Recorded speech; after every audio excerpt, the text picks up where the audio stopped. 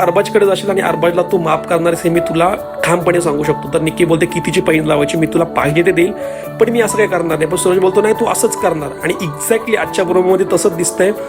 Door उघडतोय आणि जेव्हा सगळे जे कंटेस्टंट बाहेर इव्हिक्ट झालेले असतात ते सगळे आजच्या प्रोमोमध्ये आतमध्ये येतात. त्यात अरबाज सुद्धा येतो आणि तो एवढा धावत येतोय जसं काय त्याचं बिग बॉसच्या हाऊसमध्ये काहीतरी असं काय जीवच अडकला होता, जसं निक्कीमध्ये जीव अडकला आणि जर निक्कीला जर भेटला नसता तर तो काहीतरी त्याचं होणारच आहे. म्हणून तो निक्कीला एवढ्या जोरात हक करतोय आणि तिला तो बाहेर घेऊन जातो, साईडला घेऊन जातोय, बेडरूममध्ये घेऊन जातो आणि निक्कीला तो कन्व्हिन्स करतोय की माझं वगैरे असं काही नाही आहे. आजच्या प्रोमोमध्ये दिसते आणि निक्की सुद्धा अरबाजला बोलते की नाही मला पण वाटलं होतं का तुझं बाहेर लपड वगैरे असणार आहे. म्हणजे अरबाजने निक्कीला लिटरली कन्व्हिन्स करताना आजच्या प्रोमोमध्ये दिसते आणि निक्की सुद्धा फसताना दिसते.